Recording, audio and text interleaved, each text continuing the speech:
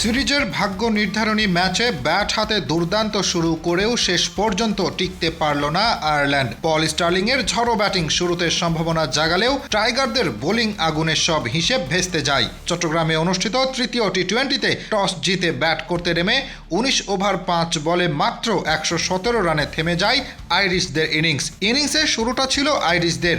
Sterling Tector জুটি ৪ ওভারেই তুলে ফেলেছিল ৩৮ রান। প্রথম ওভারেই শেখ মেহেদির উপর চড়াও হয়ে স্টার্লিং ১৩ রান নিয়ে দেন ঝড়ের আভাস। চতুর্থ ওভারে শরীফুলের বিপক্ষে টিম টেক্টর ২টি ৪ ও একটি ছক্কায় হাত খুলতেই মনে হচ্ছিল বড় কিছু ঘটতে যাচ্ছে, কিন্তু ওভারের শেষ বলেই শরীফুলের স্লোয়ারে পরাস্ত হয়ে বোল্ড হয়ে ফেরেন টেক্টর।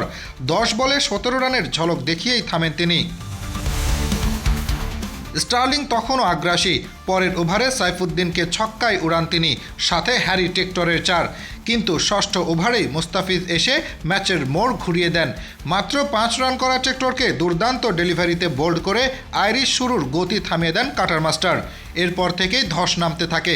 স্টার্লিং যদিও চেষ্টা করেছিলেন, কিন্তু তিনিও দলীয় ৭৩ রানে ঋষাদের বলে ফিরে যান।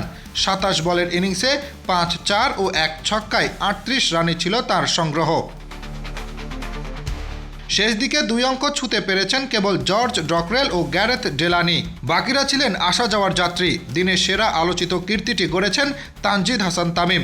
আউটফিল্ডে ৫টি ক্যাচ নিয়ে এক ম্যাচে সর্বোচ্চ ক্যাচের বিশ্ব রেকর্ডে নাম লেখান তিনি। বাংলাদেশের হয়ে এক ম্যাচে ৩ ক্যাচ নেওয়ার রেকর্ড ছিল ১১ জনের। তামিম সেই সীমা পেরিয়ে নতুন উচ্চতায়। বোলারদের দিকে তাকালে মুস্তাফিজ ছিলেন সবচেয়ে ধারালো। ৩ ওভারে মাত্র ১১ রান দিয়ে তুলে নেন ৩ উইকেট। ঋষাদও সমান কার্যকর। ৪ ওভারে ২১ রান দিয়ে ৩ উইকেট। শরীফুলের ঝলক ছিল ২ উইকেটে, আর শেখ মেহেদি ও সাইফুদ্দিন নেন একটি করে উইকেট। টাইগারদের তোপে বিধ্বস্ত আয়ারল্যান্ড শেষ পর্যন্ত সংগ্রহ করতে পারেনি, আর সিরিজের শেষ ম্যাচেই ম্যাচের নিয়ন্ত্রণ নিয়ে নেয় বাংলাদেশ।